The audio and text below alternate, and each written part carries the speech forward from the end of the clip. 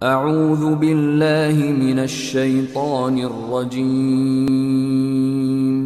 بسم الله الرحمن الرحيم.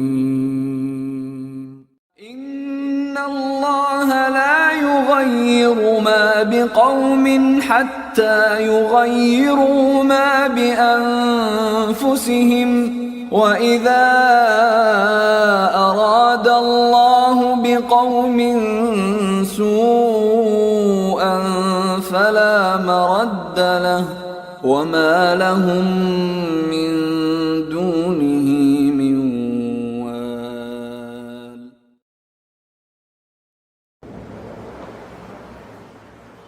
بسم الله الرحمن الرحيم.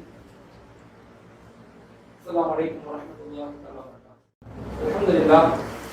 الحمد لله وكفى والصلاة والسلام على سيدنا المصطفى أما بعد. وقد قال الله تعالى في القرآن العظيم: أعوذ بالله من الشيطان الرجيم. بسم الله الرحمن الرحيم. إن الله لا يغير ما بقوم حتى يغيروا ما بأنفسهم. صدق الله العليم. وقال رسول الله صلى الله عليه وسلم: إنما الأعمال بالنيات وإنما لكل امرئ ما نوى. புகழ் அனைத்தும் ஏக இறைவன் அல்லாஹ் ஒருவனுக்கே உரித்தாகட்டும். அவனுடைய அன்பும் சாந்தியும் சமாதானமும் உலகத்தில் உள்ள அனைத்து மக்களின் மீது உண்டாகட்டும். ஆமென். இன்னைக்கு நாங்க பேசக்கூடிய மிக முக்கியமான ஒரு டாபிக் என்னன்னா,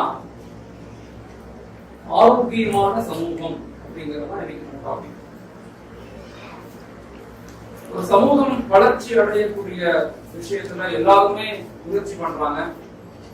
பலதரப்பட்ட மக்கள், உலமாக்கள், சமூகத்தினுடைய அறிஞர்கள், புரவலர்கள் எல்லாருமே மாஷா சமூகத்தினுடைய வளர்ச்சிக்காக நேரங்கள் கொடுக்குறாங்க, செலவழிக்கிறாங்க, மிகப்பெரிய தியாகங்கள் செய்யறாங்க. ஒரு சமூகம் கட்டமைக்கப்படணும்னா அடிப்படையில சில திட்டங்கள் வேணும், ஒரு இலக்குகள் வேணும். அந்த இலக்குகளை நோக்கியும் திட்டங்களை நோக்கியும் பயணிக்கும் போதுதான் சமூகத்தினுடைய வளர்ச்சியினுடைய யதார்த்தத்தை நம்மளால அளக்க முடியும், புரிஞ்சுக்கொள்ள முடியும். இங்க இருந்து நாம பல்லாவரம் போறோம், இங்க இருந்து நாம டெல்லி போறோம் அப்படின்னு சொன்னா அப்ப ஒரு இலக்கு இருக்கு. அந்த இலக்கை நோக்கி பயணிக்கும் போது எவ்வளவு தூரம் வந்திருக்கிறோம், எவ்வளவு தூரம் இருக்குது அப்படிங்கிற எப்படி தகவல்கள் இருக்குமோ, அதே போல சமூகத்தினுடைய வளர்ச்சியில நாம எந்த நிலையில இருக்கிறோம் அப்படிங்கறத பத்தி நம்ம தெரிஞ்சுக்கிட்டாதான் அடைய வேண்டிய நிலையை பத்தி ஆராயவும், யோசிக்கவும், திட்டமிடவும் வாய்ப்புகள் இருக்கு. அதனால திட்டங்கள் என்பது மிக முக்கியமானது. இன்னைக்கு நாங்க பேசக்கூடிய மிக முக்கியமான டாபிக் என்னன்னா, ஒரு ஆரோக்கியமான சமூகத்தினால மட்டும்தான் ஒரு ஆரோக்கியமான இன்னொரு சமூகத்தை உருவாக்க முடியும். This is our turn. இது நம்முடைய காலம். இந்த காலத்துல நாம எதை உருவாக்கி, எதை தியாகம் செய்து, எதை கட்டமைச்சு, எதை திட்டமாக இட்டு விட்டு சொல்கிறோமோ அதுதான் அடுத்த ஜெனரேஷனை அது பாதுகாத்து அது உருவாக்கக்கூடிய வாய்ப்புகளாக மாறும்.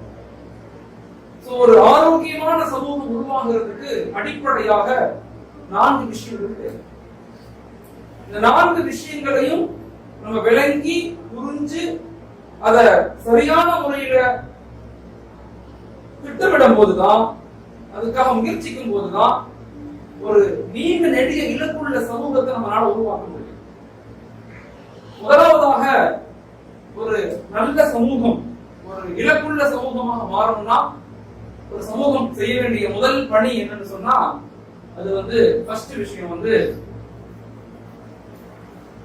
உடல் ரீதியான ஆரோக்கியமான சமூகமாக மாறணும். முதல் விஷயம் தான். பிசிக்கலி நம்ம ஸ்ட்ராங் ஆகாம ஒரு சமூகத்தை கட்டமைக்க முடியாது. ரொம்ப ரொம்ப இம்பார்ட்டன்டான விஷயம். சோ பிசிக்கலி நம்ம ஸ்ட்ராங்கா இருக்கணும். முதல் விஷயம் இதுதான். அப்ப உடல் ஆரோக்கியம் தான் ஆரோக்கியமான சமூகத்தினுடைய உருவாக்கத்தின் ஆரோக்கியமான சமூகம். இது ஒரு கான்செப்ட். இந்த கான்செப்டை விளங்கணும்னா இந்த 4 விஷயங்களை நம்ம புரிஞ்சுக்கிட்டா மட்டும்தான் இந்த கான்செப்டை நம்மளால விளங்கிக் கொள்ள முடியும். ஒரு ஆரோக்கியமான சமூகத்தை எப்படி உருவாக்க முடியும் தெரியும்.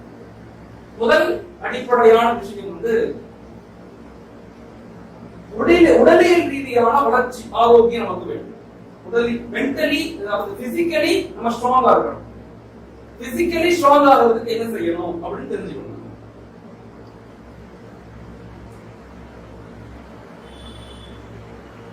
உடலியல் ஆரோக்கியம் ஃபர்ஸ்ட் விஷயம்.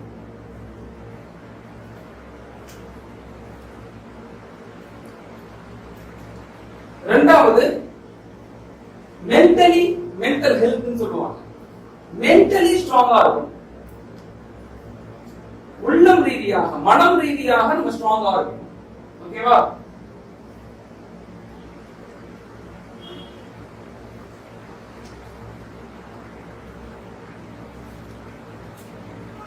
இன்னும் சொல்ல போனா அறிவு ரீதியாக மனம் ரீதியாக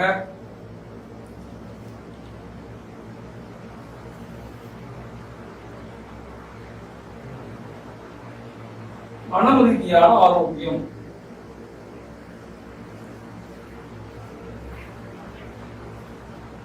மனம் ரீதியான ஆரோக்கியம்ங்கிறது மிக முக்கியமான விஷயம். இது ரெண்டுக்கும் தொடர்பு இருக்கு. ஒரு மனிதனுக்கு உடல்ல ஸ்ட்ராங் என்னன்னா அவன் அறிவு, அவனுடைய மனம் ஸ்ட்ராங்கா இருக்காது. ஒரு மனிதன்கிட்ட மனம் அறிவு ஸ்ட்ராங் இல்லைன்னா அவனுடைய உடல் பலகீனப்படுது. மென்டலி டிஸ்டர்ப் ஆயிட்டா நமக்கு ஒரு இலக்கு இருக்காது, திட்டம் இருக்காது, நம்ம என்ன செய்யணும்னு தெரியாது, உடல் பலகீனப்படுது. யாராவது திட்டாங்க இல்ல யாராவது நம்மள வேகமா பேசிட்டாங்கன்னா உடல் சோர்வடைந்து அமைதியா ஒரு இடத்துல உட்காந்துரும். இது ரெண்டுக்கு மத்தியில ஒரு விதமான மெர்ஜிங் கான்செப்ட், ஒரு இணைப்பு இருக்கு. ஓகேவா? மூன்றாவது ரீதியான வளர்ச்சி ஆரோக்கியமான சமூகத்தினுடைய மிக முக்கியமானது ஆன்மீக ரீதியான ஆரோக்கியம்.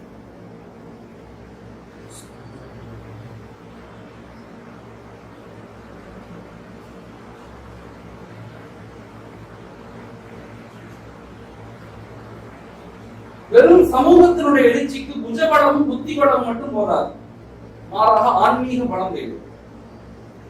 ஆன்மீக பலம் இல்லாம இது ரெண்டும் இருந்து எந்த புண்ணியமும் இல்லை. ஓகேவா? ஆன்மீக பலம் தான் ஒரு சமூகத்தினுடைய உச்சகட்டமான ஆரோக்கியத்துக்கு அடிப்படை. நான்காவது மிக முக்கியமான பலம், இந்த மூணு பலத்தினுடைய வெளிப்பாடு சமூக எழுச்சி. அப்ப நான்காவது என்னன்னா சமூக ஹெல்த்தி, சமூக ஆரோக்கியம், சமூக வளர்ச்சி. எப்படி வேணாலும் சொல்லிக்கலாம். ஆரோக்கியமான சமூகம் வேணும்னா ஹெல்தி சொசைட்டி, அதுக்கு பேர் ஹெல்தி சொசைட்டி ஃபார்ம் ஆகணும்னா முதல்ல பிசிக்கலி டெவலப்மெண்ட் வேணும், மென்டலி டெவலப்மெண்ட் வேணும், ஸ்பிரிச்சுவலி டெவலப்மெண்ட் வேணும், சோசியலி டெவலப்மெண்ட் வேணும். இந்த நாளும் சேர்த்துதான் சமூக கட்டமைப்பு. இந்த நாளையும் உள்வாங்கினாதான் மாற்றங்களை ஏற்படுத்த முடியும். இந்த நாளையும் உள்வாங்காத வரைக்கும் ஒரு மாற்றம் சமூகத்தில் ஏற்படுவது கஷ்டம். இதெல்லாம் நீங்க இப்ப இருந்து விளங்க ஆரம்பிக்கும். படிக்கிற போதே ஒரு சமூகத்தினுடைய கட்டமைப்பு சாதாரணமாக உருவாகிறது. வெறுமன ஆசைப்படுவதை கொண்டு, வெறுமன கவலைப்படுவதை கொண்டு மட்டும் உருவாகிறது. மாறாக உழைப்பு செய்யணும், முயற்சி செய்யணும், தியாகம் செய்யணும், அர்ப்பணிக்கணும், தொடர்ந்து அதை பத்தி பேசிக்கிட்டே இருக்கணும். ஓகேவா? வளர்ச்சிங்கிறது வெறுமன என் கையை மட்டும் வளருதுன்னா அதுக்கு பேர் என்ன? வளர்ச்சி இல்லை, அதுக்கு பேர் நோய். என் மண்டை மட்டும் பெருசாகிட்டே வருது, அதுக்கு பேர் என்ன? நோய். வளர்ச்சி என்பது எல்லா தரப்பு, எல்லா உறுப்புகளும் வளரணும், எல்லா நிலையிலும் வளரணும். அப்பதான் அது வளர்ச்சி. அந்த வளர்ச்சி தான் ஒரு சமூக கட்டமைப்ப, ஒரு சமூக உருவாக்கத்தை அது உருவாக்க முடியும். ஓகேவா? அதை நோக்கிதான் நம்ம பயணிக்கணும். அதனால ஒரு ஆரோக்கியமான சமூகம் தேவை அப்படிங்கிற பட்சத்துல நம்ம அவசியமாக பின்பற்ற வேண்டிய இந்த 4 விஷயங்களை புரிஞ்சுக்கணும். ஓகேவா? இந்த 4 விஷயங்களையும் சமூகத்துக்கு வழிகாட்டுதல் கொடுக்கணும். சமூகத்துக்கு வழிகாட்டுதல் கொடுக்கணும். அடிப்படையில உடலியல் ரீதியாக ஆரோக்கியம். நான் உதாரணத்துக்கு சொல்றேன், ஏன் இந்த கான்செப்ட்ல நம்ம எடுத்திருக்கோம் அப்படின்னா எல்லாத்துக்குமே அவங்க தான் நமக்கு வழிகாட்டு. அவங்க நமக்கு என்ன சொல்லி கொடுத்தாங்களோ, என்ன செஞ்சாங்களோ, என்ன பேசினாங்களோ, என்ன அனுமதித்தாங்களோ அதுதான் ஷரியத். அதன் அடிப்படையில நபி ஸல்லல்லாஹு அலைஹி வஸல்லம் ஆரம்ப நிலையில அவங்க அல்லாஹ் தஆலா அவங்க எந்த அடிப்படையில ஸ்ட்ராங் பண்ணானா உடலியல் ரீதியாக ஸ்ட்ராங் பண்ணாங்க. நபி பிறந்து அவங்க எங்க வளர்ந்தாங்க? ஹலிமா அம்மையார்ட்ட வளர்ந்தாங்க. மக்காவோட அவங்க வளரல. ஏன்னா மக்காவை விட அந்த கிராமம் இருக்குது, ஹலிமா அம்மையார் நபியை வளர்த்தாங்க. இந்த கிராமம் இருக்குது, இந்த கிராமம் வந்து அதாவது இயற்கை சூழல் கொண்டது. இயற்கையில ஒரு ஆரோக்கியமான ஒரு ஊராக இருந்துச்சு. இரண்டாவது, அங்க உள்ள கிராம உணவுகள் சத்தானதாக இருக்கும். அங்க உள்ள கலாச்சாரம் மிக முக்கியமானது. நல்ல கிராமங்களுடைய கலாச்சாரம் நல்ல கலாச்சாரமா இருக்கும். நான்காவது மிக முக்கியமானது, அங்க மொழியியல் சம்பந்தப்பட்ட நல்ல பேச்சு திறமை உள்ள இயற்கையான அடிப்படை மொழியியல் கட்டமைப்பு அரபனுடைய அடிப்படையானது கிராமங்கள்ல தான் ஆரம்ப காலத்துல இருந்துச்சு. இதெல்லாம் நபியை கத்துக்க வைக்கணும்னா அல்லாஹ் அப்படி ஒரு அமைப்பை ஏற்படுத்தி கொடுக்கணும். உடலியல் ரீதியான வளர்ச்சி மிக முக்கியமானது. சோ உடல் ரீதியாக சமூகத்தை நம்ம வழிகாட்டும் போது முதல்ல சமூகத்துக்கு நாம் சொல்ல வேண்டிய விஷயம் என்னன்னா, அதிகாலை எழுந்திருத்தல். அதிகாலை எழுதல் அப்படிங்கிற ஒரு மிக முக்கியமான ஒரு உளவியல் ரீதியான வளர்ச்சியினுடைய அடிப்படை அங்கதான். எந்த சமூகம் அதிகாலை எழக்கூடிய சமூகமாக இருக்குதோ இந்த சமூகத்துக்கு தோல்வியோ வீழ்ச்சியோ எந்த காலத்திலும் ஏற்படாதுங்கிறாங்க. சாதிச்ச எல்லாரும் அதிகாலை எழக்கூடியவங்க. உலகத்துல சாதிச்ச எல்லாரும், அவங்க ஈமான் கொண்டவர்களாக இருந்தாலும் சரி அல்லது ஈமானை கொள்ளாதவர்களாக இருந்தாலும் சரி, அவர்கள் நாத்திகர்களாக இருந்தாலும் சரி அல்லது ஆத்திகர்களாக இருந்தாலும் சரி, இல்ல ஏத்திஸ்டாக இருந்தாலும் சரி, இல்ல பகுத்தறிவு சொல்லக்கூடிய மக்களாக இருந்தாலும் சரி, யாராக இருந்தாலும் அதிகாலை எழுவது ஒரு சமூகத்தினுடைய உருவாக்கத்தினுடைய வளர்ச்சியினுடைய முதல் அடிப்படை அங்கதான். எந்த சமூகம் 4 மணிக்கு 5 மணிக்கு சூரியன் உதயமானது தன்னுடைய வாழ்க்கையா எழுந்திருக்க பழகிட்டாங்களோ இந்த சமூகம் சீக்கிரமே வெற்றி பெறக்கூடிய சமூகம் தான். அவங்க எவ்வளவு பெரிய அடி பாதாளத்தில் இருந்தாலும் சீக்கிரமே அவங்களை தூக்கி நிறுத்தக்கூடிய ஆற்றல் எங்க இருக்குது? அதிகாலை எழக்கூடிய நிலையில தான் இருக்கு. அதனாலதான் நம்முடைய மூத்த ஆளுங்கள் இமாம் அபுல் ஹசன் நதவி ரஹ்மத்துல்லாஹி அலைஹி, ஹுசைன் அஹ்மத் மதனி ரஹ்மத்துல்லாஹி அலைஹி அவங்க எல்லாம் பேசும்போது சொல்லுவாங்க, எப்ப எந்த நிலையில பள்ளியில சுபுஹனுடைய தொழுகையில இஸ்லாமிய ஊர்கள்ல இஸ்லாமிய மக்கள் 50% மக்கள் எப்ப சுபுஹுக்கு வந்துட்டாங்களோ அப்ப இஸ்லாமிய சமூகம் இந்த உலகத்தை மாற்றி அமைக்கக்கூடிய ஆற்றலை பெறுதுன்னு சொன்னாங்க.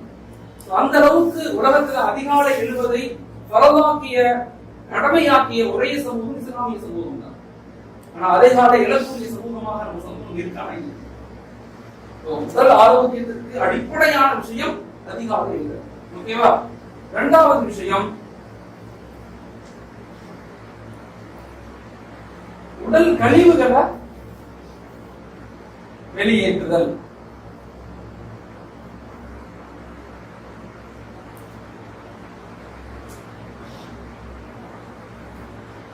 எல்லா நோய்க்கும் அடிப்படை காரணம் கழிவுகளை சேமிப்பது. உடல் கழிவுகளை சேமிக்க கூடாது. டெய்லி என்ன செஞ்சிடணும்? சமூகத்தை உடல் கழிவுகளை வெளியேற்றக்கூடிய சமூகமாக மாற்றணும். ஏன் அதை சொல்றேன்னா, இன்னைக்கு இந்தியாவில் இருக்கக்கூடிய 100 முஸ்லிம்கள்ல 36 முஸ்லிம்கள் நோயாளிகள். அதிகமாக ஹாஸ்பிட்டலுக்கு போகக்கூடிய சமூகம் இஸ்லாமிய சமூகம். குறிப்பிட்ட கடந்த 4-5 வருடங்களாக இஸ்லாமிய வாலிபர்கள் இளம் வயதில் இறக்கக்கூடிய வாலிபர்கள் இஸ்லாத்தில் அதிகமாகிக் கொண்டே இருக்கிறாங்க. சமூகத்துக்கு நீங்க எல்லாம் போய் சமூகத்தை வழிகாட்டும் போது, சமூகத்தை தூக்கி நிறுத்தும் போது எது தேவைங்கிறது தெரிஞ்சுட்டு சமூகத்துக்கு போகணும். எது தேவை இன்னைக்கு சமூகத்தை ஒரு இலட்சியமிக்க ஒரு இலக்குள்ள சமூக எழுச்சியை ஏற்படுத்தணும்னா அடிப்படை தன்மைகளை நீங்க தெரிஞ்சுக்கணும். சமூகத்தினுடைய அடிப்படை தேவைகளை அறிஞ்சு நீங்க சமூகத்துக்கு வழிகாட்டக்கூடிய இளம் உலமாக்களாக நீங்க மாறணும் அப்படிங்கறத மாற்றுக்கிறது இல்ல. இரண்டாவதாக உடல் கழிவுகளை வெளியேற்றக்கூடிய விஷயத்த முக்கியத்துவமா சொல்லணும். அடிப்படை சிறு வயது குழந்தைகள்ல இருந்து இதை அடிப்படையாக மாற்றணும். இது நம்ம சாதாரணமாக நினைக்கிறோம், இல்ல இதுதான் எல்லா நோய்களுக்கும் காரணம்னு சொல்றாங்க. அதனால அதுக்கு வருதோ வரலையோ அதை பழக்க வைக்கணும். வீடுகள்ல டெய்லி பாத்ரூம் போகணும். காலை மாலையில காலை ஒரு தடவையாவது உடல் கழிவுகளை வெளியேற்ற கழுவுகள் சேமிக்கக்கூடாது. ஓகேவா? மூன்றாவது பற்களை, உடல் மற்றும் பற்களை சுத்தமாக வைத்தல்.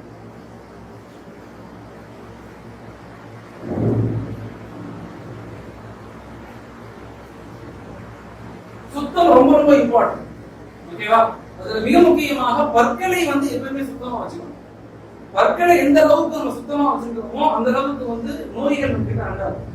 எல்லா நோய்களுக்கும், ஈவன் ஹார்ட் அட்டாக் முதற்கொண்டு, சுகர் முதற்கொண்டு, டயபெட்டிஸ், எல்லா நோய்களுக்கும் காரணம் பற்களுடைய அந்த மோசமான அழுக்குகள் தான் காரணம் சொல்றோம். இந்த மாதிரி சவுத் ஏசியன் கண்ட்ரீஸ்ல தான் அதுக்கு முக்கியத்துவம் கொடுக்கிறது. நம்ம பற்களை பாருங்க, கீழே நிறைய பேருக்கு மஞ்சளா இருக்கும், உள்ள மஞ்சளா இருக்கும். பற்களை கிளீனா வச்சுக்கணும். வருஷத்துக்கு ஒரு தடவையாவது பற்களை கிளீன் பண்ணணும். நீங்க பற்களை கிளீனா வச்சுக்கிட்டா ஞாபக சக்தி உண்டாகும். அதனால மிஸ்வாக் பயன்படுத்த சொல்றாங்க. மிஸ்வாக் வந்து எல்லா நிலை நோய்கள்ல இருந்து பாதுகாப்புன்னு சொல்றாங்க. அதனால மிஸ்வாக்கை வந்து கம்பல்சரி எல்லாரும் பயன்படுத்தணும். அதுக்கு வந்து நான் அடுத்ததா பார்க்கும்போது எல்லா கையிலும் மிஸ்வாக் இருக்கணும். என்கிட்ட மிஸ்வாக் இருக்கு. அதே போல நீங்க என்ன செய்யணும்? எல்லாரும் மிஸ்வாக் எப்பயுமே கையில வச்சுக்கணும். இது மாதிரி மிஸ்வாக் எப்பயுமே வச்சிருக்கணும். நீங்க வச்சிருக்கணும். அடுத்தது ஓகேவா? பல் துலக்குதல் மிக முக்கியமானது. காலையில எழுந்த பிறகு பல் விளக்குங்க. ஒவ்வொரு சாப்பாட்டுக்கு பிறகும் நல்லா பிரஷ் பண்ணுங்க. மிஸ்வாக் வச்சு நல்லா பல்ல எப்பயுமே கிளீனா வச்சுக்கணும். நைட்டு படுக்கும் போது கம்பல்சரி பல் விளக்கிட்டு படுங்க. பிரஷ் பண்ணாம படுக்காதீங்க. கம்பல்சரி பிரஷ் நல்லா பண்ணிட்டு படுங்க போதும்.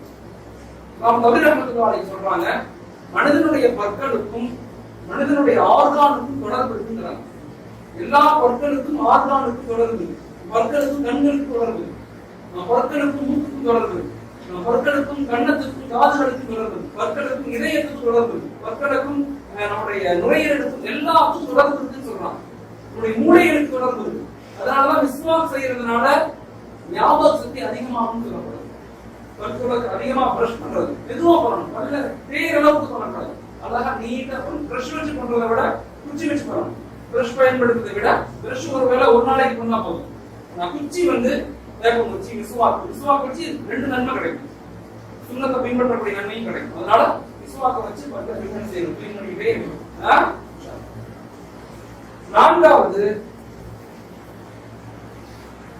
மிக முக்கியமானது, நல்ல உணவுகளை சாப்பிடணும். ஆரோக்கியமான உணவுகளை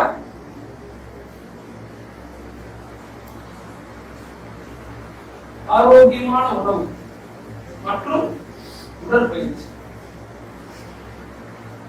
மிக முக்கியமானது. உணவுகளை சாப்பிடும் போது நல்ல மென்று சாப்பிடணும். தவக்கிட்ட பத்தி முடிஞ்சிடக்கூடாது. ஏன் சின்ன வயசுலயே வயிறு பெருசா தொந்தி விடுவது அப்படின்னா, இந்த உணவுகளை மெல்லாம சாப்பிடக்கூடாது. நல்ல மென்று தான் சாப்பிடணும். உணவுகள் நல்ல மென்று சாப்பிடணும். வாயில தான் பல்லு இருக்கு, வயிற்றுல பல்லு கிடையாது. இதை மென்னு எந்த அளவுக்கு கீழே போகுதோ அப்பதான் உங்களுக்கு வைட்டமின்ஸ், உங்களுடைய என்சைம்ஸ், புரதம் எல்லாமே பிரிஞ்சு அந்த ரத்தத்தோட கலக்கும். டபக்கு முழுங்கிட்டீங்கன்னா அது என்ன செய்யும்? பாத்ரூம்ல போகும். இல்லைன்னா என்ன ஆகும்? அது ஸ்டோர் ஆகும், வயிறு பெருசாகும், டேஸ்டபிள் போகும், எல்லாம் ஆகும். அதனால ஆரோக்கியமான உணவு சாப்பிடணும். உணவுகளை மென்று சாப்பிடணும். ஆரோக்கியமான உணவுனா என்ன?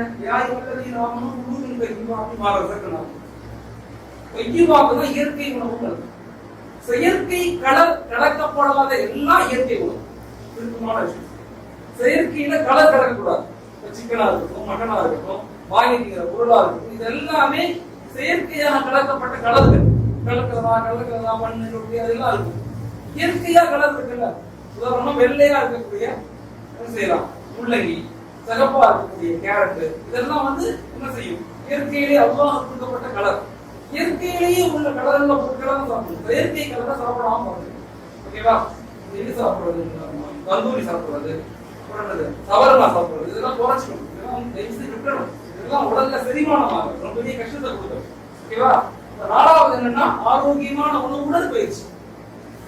குறைஞ்சது ஒரு 6-8 நிமிடங்களாவது உடற்பயிற்சி செய்யணும். சும்மா உட்கார்ந்து இருக்கிறது, ஜாக்கிங் போற மாதிரி, வேகமா நடக்கிறது, இது மாதிரி சின்ன விஷயங்களை இப்பயில இருந்தே நீங்க பழகணும். நமக்கு தொந்தி எல்லாம் வரக்கூடாது. தொந்தி எல்லாம் வராம நம்ம பார்த்துக்கணும். 2 தொந்தி இருக்கான பார்த்தீங்களா? தொந்தி இல்லாம நீங்க இருக்கணும். தொந்தி பெருசா ஆயிடக்கூடாது. ரொம்ப கஷ்டம். பின்னாடி படிக்கக்கூடியவங்க ரொம்ப ஸ்ட்ராங்கா இருக்கணும். சமூகத்தை பெரிய வழிகாட்டக்கூடியவங்க, சமூகத்தை எழுச்சியின் பக்கம் உருவாக்கக்கூடியவங்க, சமூகத்தை பத்தி கவலைப்படக்கூடிய மக்கள் ஆரோக்கியமானவங்களா இருக்கணும். தொடர்ந்து உழைக்க முடியும், ஓட முடியும், பேச முடியும், பயணிக்க முடியும், எல்லாம் செய்ய முடியும். நாங்க படுத்துக்கிட்டோம்னா ஒன்றும் செய்ய முடியாது. அல்லாஹ் கொடுத்த அமானிதத்தை சமூகத்துக்கு நாங்க பயன்படுத்தணும். ஓகேவா? 5வது உடல் ஆரோக்கியத்துக்கு 5வது சமூகத்துக்கு சொல்ல வேண்டியது, இரவு 10 மணிக்குள்ள தூங்கணும்.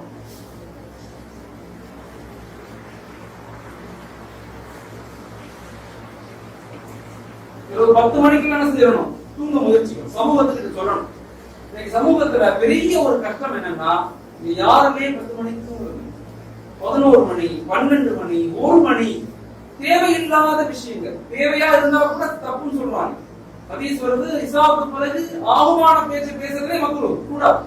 ஆனா இங்க ஆகாத விஷயங்களை செய்யறதுடைய விளைவுதான் அதிகாலை எழுந்திருக்க முடியல, ரொட்டீன் லைஃப் மாறுபடுது, உடல் ஆரோக்கியம் மாசுபடுது, மந்த நிலை ஏற்படுது, அறிவி குன்று போகுது. எல்லா நிலையும் எதனால ஏற்படுது? இரவு நேரம் சீக்கிரம் தூங்காம ரொம்ப நேரம் முடிச்சிருக்கிறது. 11:30 மணி 12 மணி வரை நம்ம எல்லாரும் என்ன முயற்சி பண்றோம்னா 10:30 தூங்கிடணும். காலைல எந்திரிக்க முயற்சி பண்ணணும். 3:30 மணிக்கு எந்திரிங்க, 4 மணிக்கு எந்திரிங்க. 2 தஹஜ்ஜுத் தொழுங்க. தஹஜ்ஜுடைய இம்பார்ட்டன்ஸ் ரொம்ப பெருசு, ரொம்ப பெருசு. அதை அடுத்து பேசுவோம். ஓகேவா? இந்த 6 விஷயங்கள் தான் உடல் ஆரோக்கியத்திற்கு அவசியமான விஷயங்கள் சமூகத்துக்கு சொல்லணும். இரண்டாவது மனம் ரீதியான ஆரோக்கியம். மனம் ரீதியான ஆரோக்கியம் மிக முக்கியமானது. ஓகேவா? மனம் ரீதியான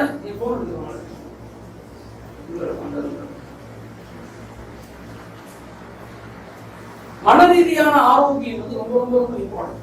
ஓகேவா? அது ஸ்ட்ராங்கா இருந்தாதான் இந்த எல்லாமே ஸ்ட்ராங்கா இருக்கும். Mentally strong. அடுத்த 10 வருஷத்துல என்ன சொல்றாங்கன்னா மனிதர்களுக்கு உச்சகட்டமாக என்ன நோய் வரப்போகுதுன்னா மன ரீதியாக ஒரு நோய் தான் வரப்போகுது.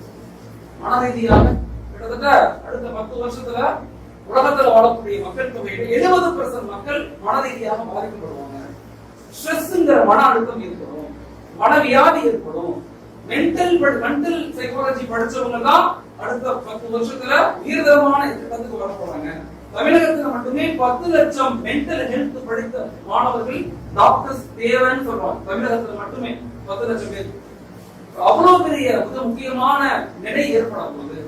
மக்களை வந்து மென்டல் ஹெல்த்ல இருந்து அந்த மென்டல் ஹெல்த் ப்ராப்ளத்துல இருந்து பாதுகாக்க வேண்டிய பொறுப்பு நமக்கு. மென்டல் ஹெல்த் அந்த ப்ராப்ளத்தை எப்படி சரி செய்ய போறோம், என்ன நிலையில நம்ம அதை சரி செய்ய போறோம், எப்படி அவங்களுக்கு நம்ம உதவி செய்ய போறோம் அப்படிங்கறத நம்ம தெரிஞ்சுக்கணும். ஓகேவா? ரொம்ப தேவையான விஷயம். ஒண்ணு என்னன்னா தியானம், திக்ர் அப்படின்னு போடுது. திக்ர் மிக முக்கியமான விஷயம். அல்லாஹ்வோடு நம்ம தொடர்புகளை ஏற்படுத்திக்கிட்டோம்னா உலகத்தினுடைய தொடர்பு பேச நினைக்க மாட்டோம். எப்ப அல்லாஹ்வுடைய தொடர்பு நமக்கு ஏற்படலையோ உலகத்தினுடைய தொடர்பு ஏற்பட்டு மனிதன் வந்து அடுத்ததுக்கு இந்த உலகம் இருக்கிறது இயற்கையிலேயே ஒரு பிரச்சனைக்குரியது. எங்கு பார்த்தாலும் பிரச்சனை தான். எங்கு பார்த்தாலும் பிரச்சனைகள், ஷைத்தானுடைய யதார்த்தமான சிந்தனை வந்துகிட்டே தான் இருக்கும். இதெல்லாம் சரி செய்யணும். நெகட்டிவ் தாட்ஸ் சரி செய்யணும்னா பாசிட்டிவ் ஸ்ட்ராங் நமக்கு வேணும். இந்த பாசிட்டிவ் எனர்ஜி எங்க இருந்து ஏற்படும்னா தியானங்கள்ல இருந்து, திக்ருகள்ல இருந்து தான் ஏற்படும். இந்த திக்ருகளை நம்ம ரொம்ப அவசியமாக செய்யணும். மிக முக்கியமான மென்டலி ஒரு மனிதனை சரி செய்யணும்னா திக்ருகள் செய்யக்கூடிய உச்சகட்டமான நேரம் என்ன? தஹஜ்ஜுடைய நேரம். ஓகேவா? பிரபஞ்சம் இருக்குது, உலகம் இருக்குது. அந்த 3 மணிக்கு 4 மணிக்கு உலகமே தூங்கிட்டு இருக்கும். உலகமே தூங்கும், எல்லாமே தூங்கும். அந்த நேரத்துல அல்லாஹ் மட்டும் என்ன செய்யலாம்? விழித்து இருக்கு. அல்லாஹ் மனிதனை கூப்பிடுறான். நீ என்கிட்ட கேளு, நான் தர்றேங்கிறான். என்னிடத்துல நீ முறையிட்டு நான் உனக்கு சொல்யூஷன் கொடுக்குறேங்கிறான். அந்த நேரத்துல நம்ம தூங்கிடக்கூடாது. அந்த நேரத்துல அல்லாஹ்ட்ட நம்ம என்ன செய்யணும்? கேட்கணும். அல்லாஹ்வுடைய பெயரை உச்சரிக்கணும். ஒரு பெரிய நேற்று கூட சொன்னேன் இல்லையா, ஒரு ஷேக் வந்து ஒருத்தவங்க ஒரு திக்ர் செஞ்சுக்கிட்டே இருந்தார். அல்லாஹ் அல்லாஹ் அல்லாஹ்வுடைய பெயரை உச்சரிச்சுக்கிட்டே இருந்தார். அங்க இருந்து ஷைத்தான் உருவத்துல ஒரு மனிதன் வந்து பார்த்தாலும் அல்லாஹ் அல்லாஹ்னு திக்ர் செய்றீங்களே, இதனால உங்களுக்கு என்ன பயன் இருக்கு? தியானத்தினால என்ன பயன்? ஒரு பயனும் இல்ல அப்படின்னு சொன்னோன்னே, நீங்க அல்லாஹ் வந்தானா? உங்க இறைவன் உங்கள்கிட்ட வந்தானா? தியானம் செய்யறதுனால அல்லாஹ் நீங்க பாத்தீங்களா? அவங்க உங்க பேசினானா? ஏன் இதை செஞ்சுக்கிட்டே இருக்கீங்கன்னு சொன்னோன்னே அவரு நினைச்சுக்கிட்டாரு, ஆமா உண்மைதானே, இத்தனை காலம் கூப்பிடுறோம், எனக்கு எந்த விதமான மாற்றமும் தெரியலையே அப்படின்னு நினைச்சுக்கிட்டோன்னே அவரு போய் அவருடைய உஸ்தாதுக்கு சொன்னார். இந்த மாதிரி ஒருத்தர் வந்து அடிப்பட்டு சொன்னாரு, உண்மைதானே, இத்தனை நாள் கூப்பிட்டே இருக்கிறேன், எந்த பயனும் எனக்கு கிடைக்கல.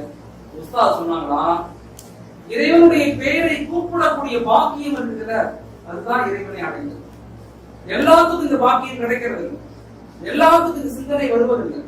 தஹஜ்ஜுடைய, திக்ருடைய, அல்லாஹ்வுடைய பெயரை உச்சரிக்கக்கூடிய வாய்ப்புகள் எல்லாத்துக்கும் கிடைப்பதில்லை. ஒரு சில நபர்களுக்கு தான், அந்த ஒரு சில நபர்கள் தான் இறைவனை அடைந்தவர்கள் அப்படிங்கிறது. திக்ருகள் செய்வதனால மனம் வந்து சாந்தமடையுது. எதையும் பிரச்சனைகளாக பார்க்காத தன்மைகள் உண்டாகுது. திக்ருகள் செய்வதனால 100க்கும் மேற்பட்ட நன்மைகள். மிக முக்கியமான நன்மை, மன அழுத்தம் இல்லாத ஒரு சமூகமாக இருக்கும். மன அழுத்தம் இருக்காது. ஏன்னா எல்லாமே நாட்டம் அவரிடத்துலதான் இருக்கு. எல்லாத்தையும் பார்க்கறது அவன் தான். எது நன்மைங்கிறது அவனுக்கு தெரியும். நம்மளால முயற்சி மட்டும்தான் செய்ய முடியும். அப்ப எல்லாத்தினுடைய முடிவு அல்லாஹ்விடத்தில் இருக்கும்போது, அவனை கூப்பிடக்கூடிய மக்களாக மாறும்போது எங்களுக்கு மன அழுத்தம் குறையும். மக்கள் என்ன செய்யணும்? இறைவனுடைய பேரை உச்சரிங்க. அதுவும் அதிகாலை உச்சரிங்க, காலை மாலை உச்சரிங்க. உச்சரிக்கும் போது என்ன செய்யும்? நம்ம மென்டலி ஸ்ட்ராங் ஆயிடுவோம் அப்படின்னு சொல்லணும். புரியுதா? ஃபர்ஸ்ட் விஷயம் திக்ர். இரண்டாவது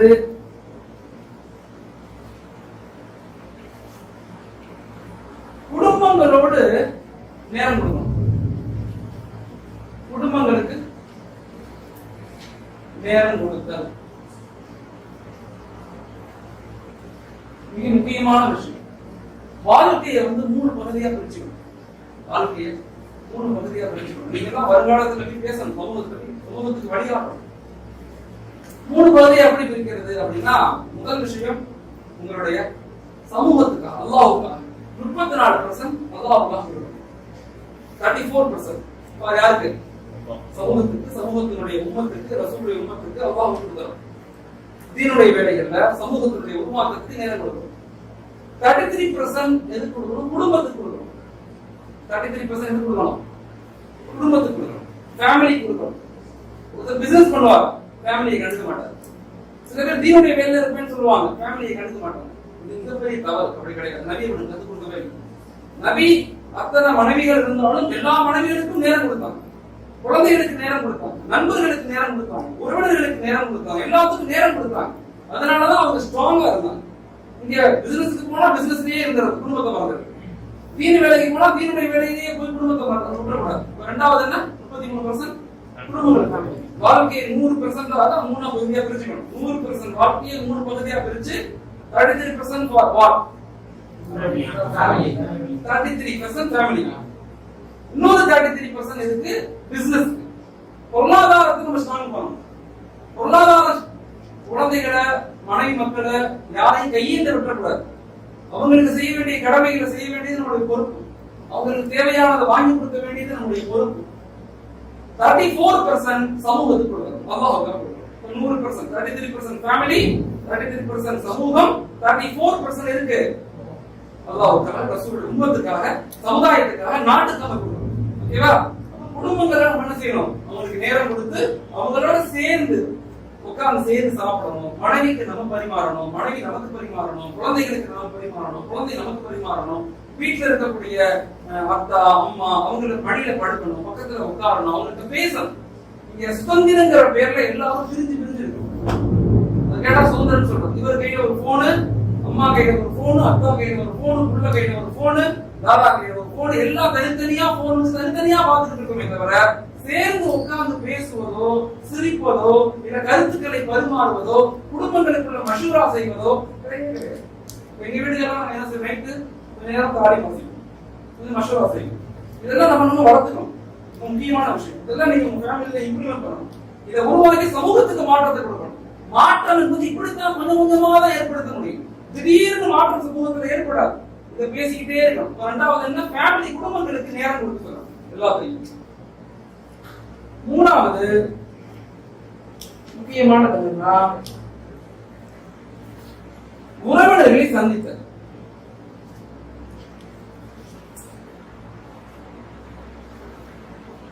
முக்கியமான பகுதி. இன்னைக்கு நிறைய பேசுறோம், ஆனா உறவினர்களை கைவிட்டோம். நம்ம உறவினர்கள் எத்தனை பேர் ஏழைகள் கஷ்டப்பட முடியும்? என்னைக்கா சந்திச்சிருக்கிறோம்? உங்க நேரத்தை யாராவது போய் உறவினர்களை பார்த்து கஷ்டப்படக்கூடிய மக்களை பார்த்திருக்கீங்களா? எத்தனையோ நம்முடைய உறவினர்கள் ஒரு நாளைக்கு 50 ரூபாய் 100 ரூபாய் இல்லாம கஷ்டப்படுறாங்க. உங்க குப்பி, உங்க மாமா, உங்க சச்சா, உங்க பெரியப்பா, யாராவது ஒருத்தவங்க இருப்பாங்க குடும்பங்கள். அந்த உறவினர்களை போய் சந்திக்கணும். நம்மளால முடிஞ்ச உதவிகளை செய்யணும், நம்மளால முடிஞ்ச ஆறுதலான வார்த்தைகளை சொல்லணும், அவங்களை பொறுப்படுத்தணும். அங்க இருக்கக்கூடிய அந்த குழந்தைகள், படிக்கக்கூடிய குழந்தைகளுக்கு வழிகாட்டணும். நீங்க போய் இதை படிங்க, இப்படி படிக்கலாம், குர்ஆன் ஓதுங்க, சொல்லிக் கொடுக்கணும். அல்லாஹ்வோட இன்னைக்கு பிரச்சனையே என்னன்னா, ஈமானுடைய பற்றாக்குறை தான் எல்லா குடும்பங்களையும் பிரச்சனை. எந்த குடும்பத்துல ஈமான் இருக்குதோ, எந்த குடும்பத்துல தொழுகை இருக்குதோ, எந்த குடும்பத்துல தீன் இருக்குதோ, அறநெறி வாழ்க்கை முறை இருக்குதோ, அந்த குடும்பம் சந்தோஷமா இருக்கும். எந்த குடும்பத்துல தொழுகை இல்லை, இபாதத் இல்லை, தீன் இல்லை, அந்த குடும்பம் ஒருபோதும் சந்தோஷமாக இருக்காது. நீங்க புரிஞ்சுக்கணும். இந்த உறவினர்களுக்கு போய் நீங்க சொல்லணும், அவங்க கஷ்டப்படுறாங்க, காரணம் என்னன்னா அல்லாஹ் காரணம் இல்லை, நம்முடைய சில செயல்பாடுகள் காரணங்கிறது புரிஞ்சு சொல்லணும். எல்லாத்துக்கும் அல்லாஹ்வை குறை சொல்லக்கூடாது. எல்லாத்துக்கும் அவனை குறை சொல்லி, காரணம் அவன் தான். எல்லா பிரச்சனைகளுக்கும் எல்லா சொல்யூஷனும் அவன் தான் தீர்வு கொடுப்பான்.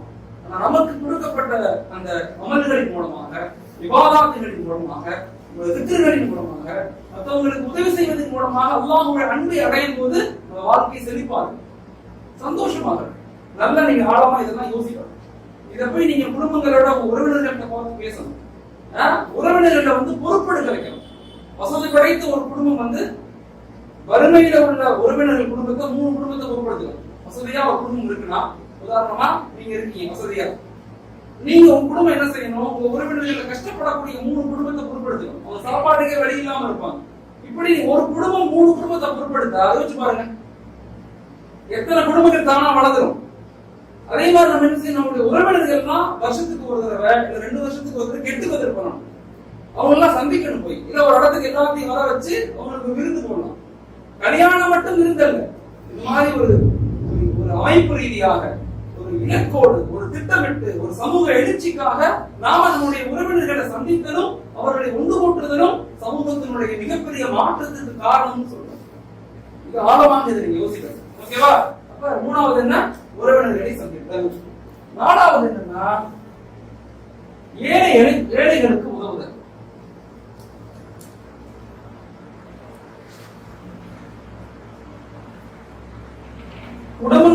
குடும்பங்களுக்கு சப்போர்ட் பண்றது வேற, உறவினர்களுக்கு சப்போர்ட் பண்றது வேற. இது தனியா அனாதைகள் இல்லாதவங்க ஏழைகளுக்கு உதவி செய்தல் வேற. மிக முக்கியமானது, ஏழைகளுக்கு என்ன செய்யணும், உதவி செய்யணும்.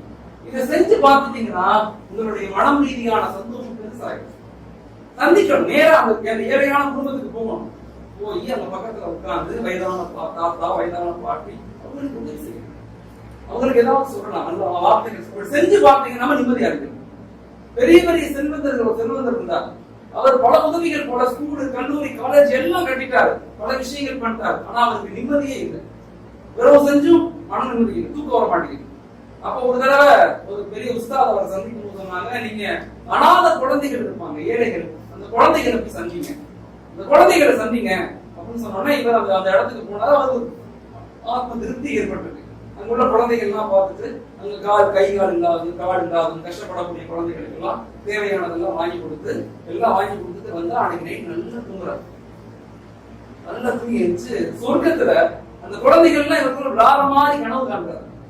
கனவு கண்ட பிறகு அடுத்த நாள் உஸ்தாதை பார்த்து ஓடுறாரு, உஸ்தாது நான் இப்படி கனவு கண்டேன், நிம்மதியா இருக்கேன், சந்தோஷமாக இருக்கேன். ஏழைகளுக்கு உதவும் போது, ஏழைகளுக்கு ஹெல்ப் பண்ணும் போது, ஏழைகளோடு சேர்ந்து இருக்கும் போது அதெல்லாம் நமக்கு மன நிம்மதியை கொடுக்கும். எப்ப பார்த்தாலும் செல்வந்தர்களோட, எப்ப பார்த்தாலும் பணத்தோட, எப்ப பார்த்தாலும் பெரிய பெரிய ஆட்களோட இருப்பதை விட வாழ்க்கையில கொஞ்ச நேரத்தை ஏழைகளுக்காக நம்ம செலவு செய்யணும். நம்முடைய மகல்லாவுல, நம்முடைய பக்கத்து வீட்டுல, நம்முடைய எதிர்த்த வீட்டுல, நம்முடைய தெருவுல எத்தனையோ ஏழைகள் இருப்பாங்க. ஏன் அவங்களை சந்திக்க மாட்டேங்கிறோம்? போய் இங்க படிப்பு என்பது வெறுமன அறிவல்ல, படிப்பு என்பது சமூக மாற்றம்ங்கிறத விளங்கிக்கணும். நீங்க படிப்பது என்பது வெறுமன அறிவு கிடையாது. நீங்க நிறைய மார்க் எடுக்கிறீங்க, உங்களுக்கு நிறைய அவார்டு கொடுக்குறாங்க, நீங்க பெரிய ஆளாக போறீங்க, அதுக்காக இங்க நீங்க படிக்கல, அதுக்காக இங்க நீங்க ஓதல. உங்களை உருவாக்குவதின் காரணம் ஒரு சமூக மாற்றம். சமூக மாற்றத்தை உருவாக்கணும்னா இலக்குகள் கட்டமைக்கப்படும். எதை நோக்கி நாங்க பயணிக்கிறோம், ஒரு சமூக எழுச்சி எப்படி ஏற்பட போகுதுன்னா ஸ்டெப் ஸ்டெப்பா சமூகத்தை நீங்க உருவாக்கணும். Create the leaders for make the leaders. சமூக தலைவர்களை உருவாக்கி சமூக தலைமைகளை உருவாக்கணும். அதுக்குதான் நீங்க உருவாக்கப்படுறீங்க. அப்படிங்கிறத ஆழமாக மனதில் நீங்க கொண்டு வரணும். சொல்றது புரியுதா உங்களுக்கு? 4வது என்ன, ஏழைகளுக்கு நேரடியாக உதவி செய்யணும். நேரடியா பார்க்கணும். அவங்களோட நிலைகளை பார்க்கணும் தான் கண்ணீர் வரும், அழுக வரும். ஒரு திருவோண வீட்டுக்குள்ள 10 பேர் தங்கி இருப்பாங்க. அக்கா இருக்க மாட்டாங்க, அம்மா இருக்க மாட்டாங்க, வசதிகள் இருக்காது, பாத்ரூம் ஒண்ணும் இருக்காது. அந்த மக்களை யார் பாதுகாப்பா? நம்ம தான் பாதுகாப்போம். சமூகத்துல நமக்காக இங்கே நிக்க கூடாது. உலமாக்கள் போய் சமூகத்துல எனக்கு கொடுங்கன்னு நிக்க கூடாது. அவங்களுக்கு கொடுங்கன்னு தைரியமா சட்டையை பிடிச்சு கேட்கணும். இந்த ஏழை பெண்ணை பொறுப்பு எடுத்துக்கங்க, அந்த பொண்ணுக்கு கல்யாணம் பண்ணி கொடுங்க, அந்த பையனை படிக்க வைங்க, அந்த மனிதனுக்கு நோய் ஏற்பட்டு உதவி செய்யுங்க அப்படின்னு தைரியமா யார்கிட்ட சொல்லணும்? சமூகத்தினுடைய மக்கள்கிட்ட, சமூக மக்கள்கிட்ட பார்த்து பேசணும்னா நமக்கு தெரியணுமா? நம்ம என்ன செஞ்சோம், சமூகத்தை பத்தி நமக்காக நிக்க கூடாது, எனக்கு வேணும் நிக்க கூடாது. நின்றோம் அவங்க கையேந்தி வாங்கிட்டோம்னா நம்ம என்ன செய்ய மாட்டோம், திரும்பி அவங்க போக மாட்டோம், கூச்சப்படுவோம். மாறாக மற்றவங்களுக்காக நம்ம எத்தனை தடவை போனாலும் பிரச்சனை. நான் சமீபத்தில் ஒரு புத்தகம் படிச்சேன். அன்னை தெரசா தெரியுமா? அன்னை தெரசா அந்த அம்மா பல விதமான ஆர்ஃபனேஜ் நடத்துவாங்க. அப்போ ஒரு ஆர்பனேஜ்ல வசதிகள் பத்தல, ரொம்ப கஷ்டமாயிடுச்சு. அந்த அம்மா கேள்விப்பட்டாங்க, இந்த ஊர்ல இப்படி ஒரு பெரிய செல்வந்தர் இருக்கிறாரு, அவரை சந்திச்சா ஏதாவது ஹெல்ப் பண்ணுவாரு அப்படிங்கிற மனநிலையை அந்த அம்மாவுக்கு யாரோ சொல்லியிருக்கிறாங்க. இந்த அம்மா தன்னுடைய 2 சகாக்களோட இந்த அம்மா என்ன செஞ்சாங்க, அவரை சந்திக்கிறதுக்காக போயிருக்கு. யார? அந்த செல்வந்தர் சந்திச்சு அவரை பார்த்து, ஆனா அவருக்கு இந்த அம்மா பிடிக்கல போல, இந்த அம்மாவுக்கு தவறான ஒரு சிந்தனை அவருக்கு முன்னாடி இருந்திருக்கு போல, அதனால அந்த அம்மா பிடிக்கல. இருந்தாலும் அந்த அம்மா ஒரு கட்டாயமா அவரை பார்த்துட்டு போய் பார்த்த உடனே அவர் அப்படி நிக்கிறாரு, உட்கார்ந்து இருக்கிறாரு. இந்த அம்மா பக்கத்துல போய், இந்த மாதிரி எங்களுடைய ஆர்ஃபனேஜ்ல அனாதை இல்லம் இருக்கு, நிறைய பேர் காச நோய்காரிகள், மோசமான கைகால் இல்லாதவங்க, கஷ்டப்படக்கூடியவங்க, நோய்பட்டவங்க எல்லாமே இருக்கிறாங்க எங்களுடைய இதுல, நீங்க எங்களுக்கு ஏதாவது உதவி செய்யணும் அப்படின்னு இந்த அம்மா கேட்கறது, கையேந்தி கேக்குது அவர்கிட்ட. கேட்ட உடனே அவரு காரி கையில துப்புறாரு. நம்ம மனநிலை எப்படி இருக்கும், நம்ம அந்த நிலையில எப்படி இருக்கும் யோசிச்சு பாருங்க. துப்பிட்டார் கையில. நம்ம துப்புன எச்சியை வாங்கிட்டு நம்ம சொல்லுச்சு, எனக்கு கொடுக்க வேண்டியதை கொடுத்துட்டீங்க, எங்களுடைய ஆசிரமத்துக்கு கொடுக்க வேண்டியதை எப்ப கொடுப்பீங்கன்னு கேட்டார். நம்ம கேட்டுச்சு, என்ன நீங்க வெறுத்தீங்க, என்ன நீங்க அசிங்கப்படுத்தி எச்சி துப்பிட்டீங்க, காடு துப்பிட்டீங்க கையில, நான் எனக்கு கொடுத்துட்டீங்க, நான் வச்சுக்கிறேன், என்னுடைய குழந்தைகளுக்கு எப்ப கொடுப்பீங்கன்னு கேட்டுச்சு. அவர் பூரிச்சு போய் சொத்துல பாதி எழுதி கொடுத்தார். சொத்துல இப்படிப்பட்ட ஒரு பொறுமை, இப்படிப்பட்ட ஒரு நிதானம், இப்படிப்பட்ட சமூகத்தை பத்தி உண்டான கவலை இந்த அம்மாவுக்கு இருக்குதுன்னு சொல்லி சொத்துல இருந்து பாதி சொத்த அந்த அநாத ஆசிரமத்துக்கு எழுதி கொடுத்தாங்க. என்ன விஷயம்னா, சமூகத்தை உருவாக்கும் போது, சமூகத்தை கட்டமைக்கும் போது உலமாக்களான நாம நமக்குன்னு எந்த விஷயத்தையும் யோசிக்க கூடாது. எனக்கு என்னுடைய வளர்ச்சி, என்னுடைய உருவாக்கம், என்னுடைய மேம்பாடுங்கிற சிந்தனை ஒருபோதும் எனக்கு வரக்கூடாது. நான் யோசிக்கிறதுனா சமூகத்தினுடைய உருவாக்கம், சமூகத்தினுடைய இயலாமை, மக்களுடைய கஷ்டம், ஏழைகளுடைய துன்பங்களை நான் போக்கணும், அதற்கு தான் நான் குர்ஆனையும் ஹதீஸையும் படிச்சிருக்கிறேன் அப்படிங்கிற எண்ணம் எனக்கு வரணும். அதான் மிகப்பெரியது. அப்ப என்ன செய்யணும், அந்த எண்ணங்களோடு நாங்க பயணிக்கணும். அப்பதான் சமூக மாற்றத்தை ஏற்படுத்த முடியும். நான் சொல்றதெல்லாம் உங்களுக்கு புரியுதா? 5வது மிக முக்கியமானது,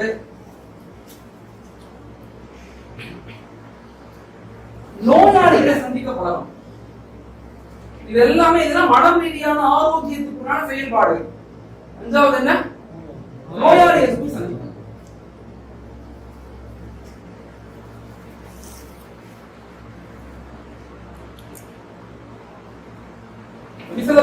ஒவ்வொரு சுதூருக்கு பிறகும் யாராவது நோய்வாய்ப்பட்டிருக்கிறான்னு கேட்டு சந்திப்பாங்க. இதை நம்ம செய்யறோமா?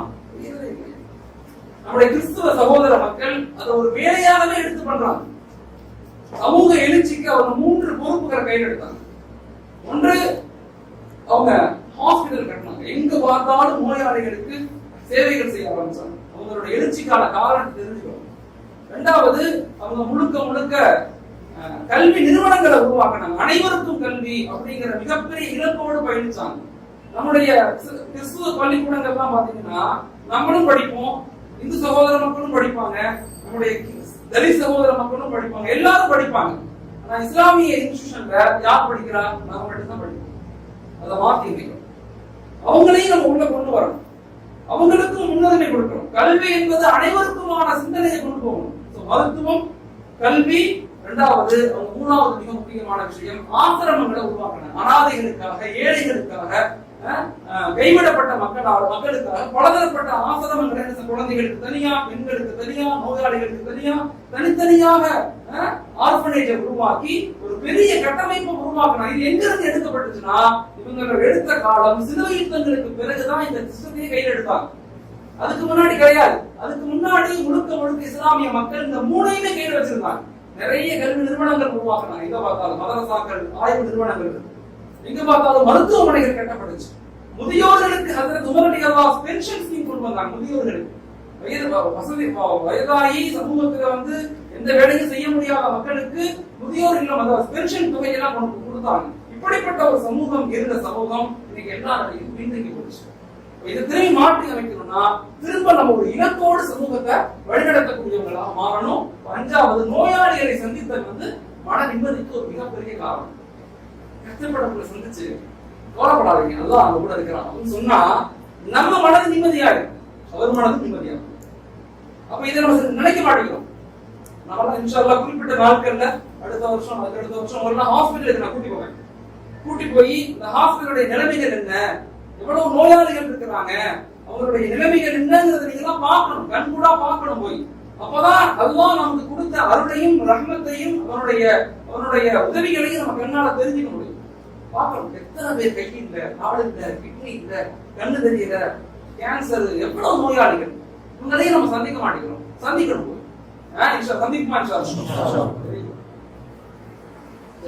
சந்திக்குமா? அடுத்து மூணாவது என்ன? ஆரோக்கியமான வளர்ச்சி. இது ஆன்மீக வளர்ச்சி மிக முக்கியமானது. ஆன்மீக வளர்ச்சி அடிப்படையான, அதான் பேஸ், அதான் வேர் போல. ஒரு மரத்தினுடைய வேர்கள் கண்ணுக்கு தெரியாது. ஒரு சமூகத்தினுடைய வளர்ச்சியில ஆன்மீக வளர்ச்சி என்பது கண்ணுக்கு தெரியாது.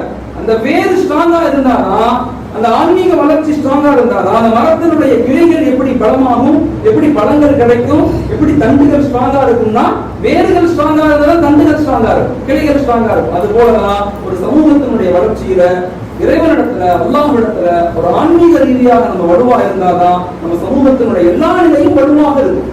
ஆனா வேர்கள் கண்ணுக்கு தெரியுமான்னு தெரியாது, ஆன்மீகம் கண்ணுக்கு தெரியுமான்னு தெரியாது. ஆனா அது ஸ்ட்ராங்கா இருந்தாதான் எல்லா விதமான வளர்ச்சியும் இருக்கும். ஆன்மீக வளர்ச்சியின் முதல் விஷயம் ஈமானை அதிகப்படுத்துதல்.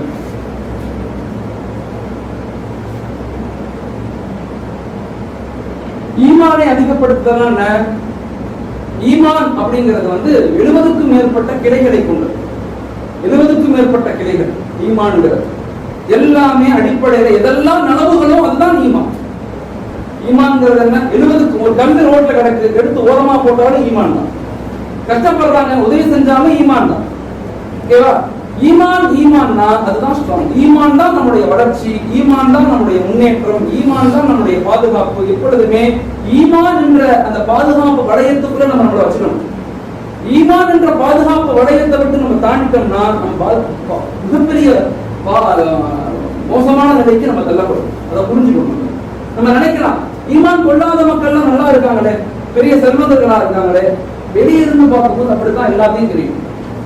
ஒரு ஈமான் கொண்ட மனிதருக்கும் ஈமான் இல்லாத மனிதருக்கும், ஈமான் கொண்ட மனிதர், அல்லாஹ்வை நம்பிய மனிதர் வெளியில கஷ்டப்படுற மாதிரி தெரியும். அரசியல் பலம் இருக்காது, பொருளாதார பலம் இருக்காது, பெரிய பெரிய அறிவு சார்ந்த பலம் இருக்காது, ஆனா உள்ளுக்குள்ள நிம்மதி இருக்கு. வெளியிருந்து பார்க்கும்போது ஈமான் இல்லாத மக்களுக்கு பெரிய அதிகாரம் இருக்கிற மாதிரி தெரியும், பெரிய அரசியல் பலம் தெரியும், பெரிய பொருளாதாரம் இருக்கிற மாதிரி தெரியும், ஆனா உள்ளுக்குள்ள அவங்க மனசுக்குள்ள மிகப்பெரிய ஒரு உந்துதல், அழுத்தல் இருந்துகிட்டே இருக்கு. இது நமக்கு விளங்காது. இது ரொம்ப ஆழமாக ஆய்வு செஞ்சதான் புரியும். இப்ப ஈமான்ங்கிறது அது ஒரு ருசி, அது அழகான ஒரு சுவை. அந்த சுவையை நம்ம சுவைச்சுக்கிட்டே இருக்கணும். ஓகேவா? அதை அதிகப்படுத்தணும். இரண்டாவது, நம்முடைய இஸ்லாத்தினுடைய கடமைகளை என்ன செய்யணும்? சரியாக நிறைவேற்றணும்.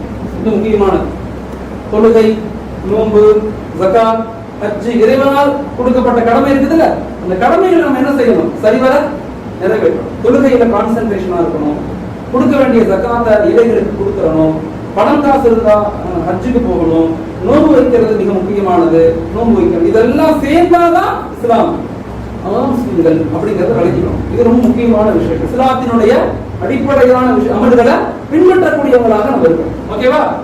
சமூகத்துக்கு இதை சொல்லணும், புரிய வைக்கணும். சும்மா எல்லாம் சேஞ்ச் வந்துடாது. இன்னைக்கு எல்லாரும் பேசி எல்லாரும் போராட்டம் பண்ணி கொடி பிடிச்சிட்டு போனா சமூகம் எழுச்சி அடையுமா? எழுச்சி அடையாது. இது ஒவ்வொரு சிஸ்டமா, ஒவ்வொரு திட்டமா, ஒவ்வொரு கட்டமைப்பா கொண்டு போகணும். ஓகேவா? இஸ்லாத்தினுடைய எல்லா அமல்களையும் சரிவர பின்பற்றுது. மூணாவது இஹ்சான், அல்லாஹ்வுக்கு நன்றி செலுத்தணும், உபகாரம் செய்யும். அல்லாஹ்வுக்கு நன்றி செலுத்தணும், உபகாரம் செய்யும். அவன் நமக்கு உபகாரம் செய்வதை போல நாம் அவர்களுக்கு உபகாரம் செய்யணும். நாம் அல்லாஹ் நமக்கு நம்மளை அன்பு கொள்வதை போல நாம் மக்களையும் எல்லாத்தையும் அன்பு கொள்ளணும். உபகாரம் ரொம்ப இம்பார்ட்டன்ட். எப்ப நம்ம உபகாரம் செய்யறோமோ, எப்ப அல்லாஹ்வுக்கு நன்றி செலுத்துறோமோ, அல்லாஹ் நமக்கு அதிகப்படுத்தி கொடுத்துக்கிட்டே இருப்பான். அவனுக்கு நன்றி செலுத்துவதை எப்பயுமே செஞ்சுக்கிட்டு இருக்கணும். என்ன நடந்தாலும் அல்ஹம்துலில்லாஹ், என்ன நடந்தாலும் அல்லாஹ் அக்பர், என்ன நடந்தாலும் சுப்ஹானல்லாஹ், லா ஹவ்ல வலா குவத இல்லா பில்லாஹ், மாஷா அல்லாஹ், லா ஹவ்ல வலா குவத இல்லா பில்லாஹ் அப்படிங்கிற வார்த்தையை லைஃப்ல எல்லா நிலையிலும் சொல்லிக்கிட்டு இருக்கணும். எனக்கு பெருமை வந்துடக்கூடாது, எனக்கு புகழ்ச்சி வந்துடக்கூடாது, எனக்கு பொருளாதாரம் வந்துருச்சு, எனக்கு அறிவு வந்துருச்சு, நிறைய படிச்சுட்டேங்கிற எந்த நிலையிலும் வரக்கூடாது. எல்லா நிலையிலும் அல்லாஹ்வுக்கு ஷுக்ர் செய்யக்கூடியவங்களாக நம்ம இருந்துகிட்டே இருக்கணும். ஓகேவா? நாலாவது தக்வா. தக்குவா உள்ள சமூகமாக இருக்கணும். நாலாவது என்ன? தக்குவா. தக்குவா உள்ள சமூகமாக இருக்கணும், மிக முக்கியமானது. ஓகேவா? எல்லா நிலையிலும் அல்லாஹ் பயப்படக்கூடியவங்களாக இருக்கணும். உங்கள மனிதர்கள்ல சிறந்தவங்க யாரு? மனிதர்கள்ல சிறந்தவங்க யார்? யார் அல்லாஹ்வை பயப்படுகிறார்களோ அவர்கள் தான் மனிதர்கள் சிறந்தவர்கள். இன்ன அக்ரமக்கும் இன்தல்லாஹி அல்லாஹ்விடத்துல மிக சிறந்த மனிதர் யார்? அல்லாஹ்வை பயப்படக்கூடியவர். பயம்ங்கிறது ரெண்டு வகை. ஒன்னு அன்பினால், இன்னொன்னு பயத்தால். பயம் ரெண்டு தான். ஒன்னு அன்பினால் ஏற்படக்கூடிய பயம், அது ஒரு விதமான பயம், அது மரியாதை கலைந்த விஷயம். இன்னொன்னு இறைவன் நம்மளை தண்டிச்சிருவான்னு சொல்லக்கூடிய பயம். நம்ம எப்பயுமே நம்முடைய பயம் எப்படி இருக்கணும்னா அன்பினால் ஏற்படக்கூடிய பயமா இருக்கணும். அல்லாஹ் என்ன வெறுத்துட்டா நான் என்ன செய்வேன், அல்லாஹ் என்ன தண்டிச்சுட்டான்னு யோசிக்க கூடாது. அல்லாஹ் என்ன வெறுத்துட்டா, என்னை பார்க்காம விட்டுட்டா, மறுமையில மஹ்ஷருடைய தினத்துல அல்லாஹ்வுடைய லிகா எனக்கு வேணுமே, அவனை பார்க்கணுமே, ஒருவேளை பார்க்காம போயிட்டா என் பாவத்தின் காரணமாக, அதனால நான் என்ன செய்யறேன், அல்லாஹ்வுக்கு பயப்படுறேன். இதுதான் உண்மையான பயம். நரகம் கிடைச்சிடும், அல்லாஹ் நம்ம சக்கரத்துக்கு போட்டுருவோம், வறுத்து எடுத்துருவான், இல்ல பாம்பு கிடைச்சிடும், தேர் கிடைச்சிடும், இல்ல கீழே வந்து ஆக்சிடென்ட் ஆயிருவேன், அதனால ஏற்படக்கூடிய பயம் உண்மையான தக்குவா கிடையாது. புரியுதா? மக்கள்கிட்ட பேசணும் இதெல்லாம். அஞ்சாவது தவக்குல். அஞ்சாவது என்ன? தவக்குல். மக்களிடத்துல அல்லாஹ் மீது நம்பிக்கை உறுதிப்பாடு அதிகப்படுத்தணும். அல்லாஹ்விடத்துல என்ன செய்யணும்? உறுதிப்பாடு அதிகப்படுத்தணும். எல்லா நிலையிலும் அல்லாஹ் எங்களை கைவிட்ட மாட்டான். எந்த நிலையிலும் அல்லாஹ் எங்களை கைவிட்ட மாட்டான். ஒருபோதும் அல்லாஹ் எங்களை விட்ட மாட்டான். அப்படிங்கிற அந்த உறுதி நமக்கு வேண்டும். தவக்குல், அல்லாஹ் மீது உறுதி கொள்ளணும். உலகமே எதிர்த்து வந்தாலும் நாங்கள் உண்மையை பேசுவோம், நலவுகளை ஏவுவோம், தீமைகளை தடுப்போம் அப்படிங்கிற மன உணர்வுகளை சமூகத்துக்கு கொண்டு போகும். அது நீங்க உடனே எல்லாம் வந்துடாது. இப்ப பேசக்கூடிய இந்த திட்டமெல்லாம் சிஸ்டம் எல்லாம் இருக்கு, இது நாளைக்கு நாடகத்துலாம் வராது. இது 10 வருஷம் ஆகலாம், 20 வருஷம் ஆகலாம், நான் மூத்தா போயிடலாம். நீங்க சொல்லக்கூடிய லேர்ன் பண்ணி நீங்க சொல்லி நீங்க ஒரு உங்களத்துல மூத்தா போயிடலாம். ஆனா சொல்வதை மட்டும் ஒருபோதும் நிப்பாட்டவே கூடாது. சொல்லிக்கிட்டே இருக்கணும். வழுத்தப்பு மினுக்கு மும்மத்து இது ஒழுங்கு இல்ல கை எல்லா நிலையிலும் மக்களுக்கு நன்மையை ஏதவும் தீமையை தடுக்கும். அதுக்கு ஒரு கூட்டம் இருந்துகிட்டே இருக்கணும். அந்த கூட்டம் தான் உலமாக்கள். நீங்க அதை பொறுப்படுப்பா இன்ஷா அல்லாஹ். நல்ல முறையில். அடுத்து அஞ்சாவது சமூக ஆரோக்கியம். முதல்ல உடல் சீத ஆரோக்கியம் வேணும் சமூகத்துக்கு, மன ரீதியான ஆரோக்கியம் கொடுக்கப்படணும், ஆன்மீக ரீதியான ஆரோக்கியம் கொடுக்கப்படணும். இறுதியாக இது எல்லாம் மூணுடைய விளைவு என்ன, அவுட்கம் என்ன? சமூகம் ஆரோக்கியமான சமூகமாக இருக்கணும் அப்படிங்கறதா மிக முக்கியம். சமூகம் ஆரோக்கியமா இருக்கணும்னா 5 விஷயங்கள் தேவை. ஒண்ணு, சமூகத்துக்கு எல்லா நிலையிலும் ஷரியத்தை பின்பற்ற பழகிக்கொள்ளணும். ஷரியத்தை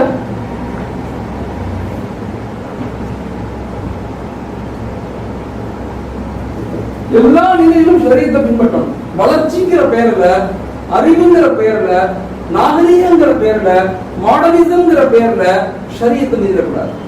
ஷரியத் என்பது உலகத்தினுடைய இறுதியான அப்டேட். அதுதான் அல்யோம் அக்மல்து லக்கும் தீனக்கும் வ அத்மம்து அலைக்கும் நிஅமதி வ ரதீது லக்கும் இஸ்லாம தீனா.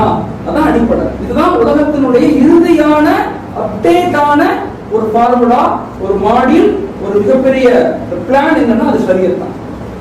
இனிமேல் ஒரு திட்டம், ஒரு பிளான், இனிமேல் ஒரு அப்டேஷன் தேவையில்லை. ஓகேவா? இறுதி உச்சகட்டமான எல்லாம், அதாவது இஸ்லாம்ங்கிறது இது ஒரு ஃபண்டமெண்டலிசம் கிடையாது. நல்லா தெரிஞ்சுக்கங்க. இஸ்லாம் அடிமைத்தனத்தை ஆதரிக்காது, ஆனா கட்டுப்பாடு சொல்லிக்கிட்டே இருக்கு. சொல்றது புரியுதா? இன்னைக்குள்ள மாடர்னிசம் சுதந்திரங்கிற பேர்ல எல்லா நிலையிலும் மனிதர்களை அடிமைகளாக மாத்திக்கிட்டு இருக்காங்க. சொல்றது புரியுதா? சுதந்திரங்கிற பேர்ல இன்னைக்கு மனிதர்கள் இன்னைக்குள்ள மாடர்னிசம் உலகத்துல, கார்பரேட் உலகத்துல, மெட்டீரியலிஸ்டிக் லைஃப்ல சுதந்திரம்ங்கிற பேர்ல எல்லா அடிமைகளா மாறுறாங்க. இஸ்லாம் அதை வன்மையா கண்டிக்குது. இஸ்லாம் சொல்வது அடிமைத்தனம் அல்ல. இஸ்லாம் சொல்வது கட்டுப்பாடு, சுய கட்டுப்பாடு, பொது கட்டுப்பாடு. ஒண்ணு நீ கட்டுப்பாடா வச்சுக்க, உன் சமூகத்தையும் கட்டுப்பாடா வச்சுக்க. இங்க இருந்து நீ மலேசியா போகணும்னா மலேசியா பிளேட்ல போகணும். இங்க இருந்து நீ எக்மோருக்கு போனா எக்மோர் வண்டியில ஏறணும். மாறாக எக்மோர் வண்டியில ஏறாம நான் பெரம்பலூர் திருச்சி வண்டியில ஏறி எக்மோர் போனா போகவே முடியாது. அதுக்காக சுதந்திரம் எந்த வண்டியிலும் ஏறுவேன், சுதந்திரம் எனக்கு தேவை அப்படின்னு போக முடியுமா? போக முடியாது. இன்னைக்கு உலகம் அதை நோக்கி தான் நகருது. இப்படி பேசினா நம்ம என்ன நினைக்கிறாங்க, அவங்க நீங்க ஃபண்டமெண்டலிசம், நீங்க எல்லாம் அடிப்படைவாதிகள் அப்படிங்கிறாங்க. நாகரிகம் இல்லாதவங்க இல்ல, நீங்க அடிமைகளாக மாறிக்கொண்டிருக்கீங்க. இந்த உலகம் இன்னைக்கு ஷைத்தானுக்கு அடிமைகளாக மாறும். டெக்னாலஜிக்கு அடிமையாக மாறுது, பயோ டெக்னாலஜிக்கு அடிமையாக மாறுது, இன்ஃபர்மேஷன் டெக்னாலஜிக்கு அடிமையாக மாறுது. இந்த அடிமைத்தனத்திலிருந்து மக்களை மீட்டெடுப்பதுதான் நம்முடைய மிகப்பெரிய கடமைங்கிறத புரிஞ்சுக்கணும். அதனுடைய முதல் ஸ்டெப் எல்லா நிலையிலும் ஷரியத்தை பின்பற்ற வேண்டும், ஷரியத்துக்கு உட்பட்டு நடக்கும். இது ஃபர்ஸ்ட் விஷயம். ஓகேவா? இரண்டாவது, உலமாக்களும் உமராக்களும் சேர்ந்து பயணிக்கணும். உலமாக்களும் பொதுமக்களும்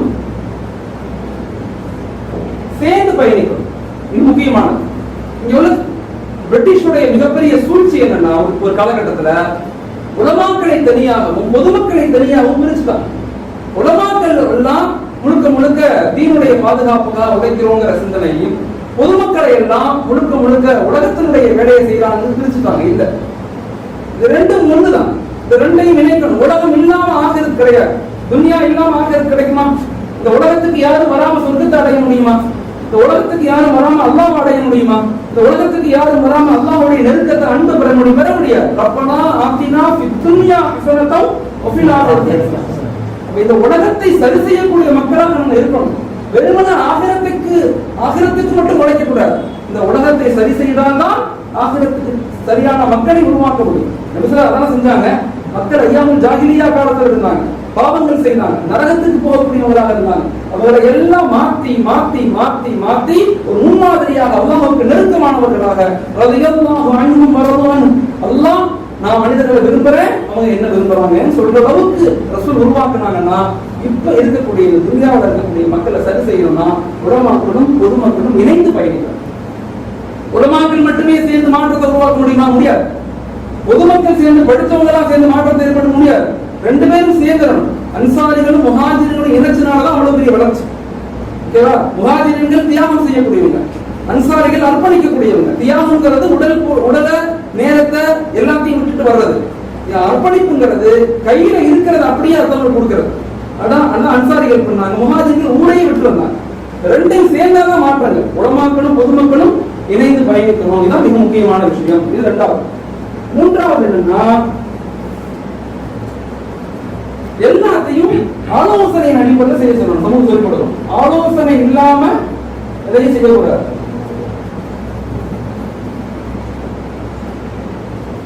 ஆலோசனை இல்லாம எதையும் செய்யக்கூடாது.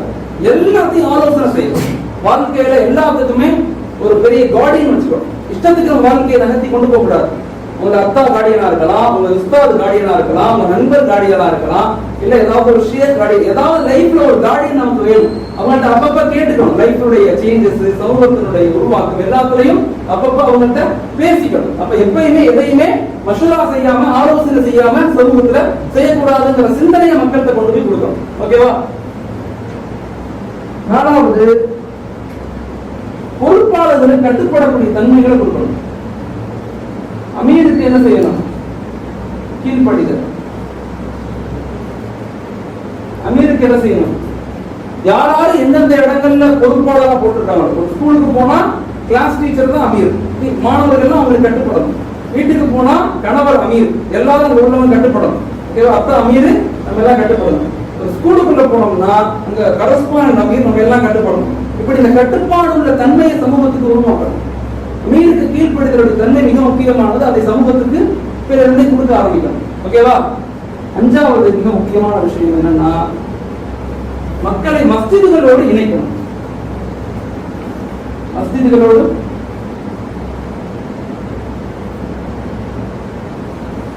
தொடர்பை ஏற்படுத்தணும்.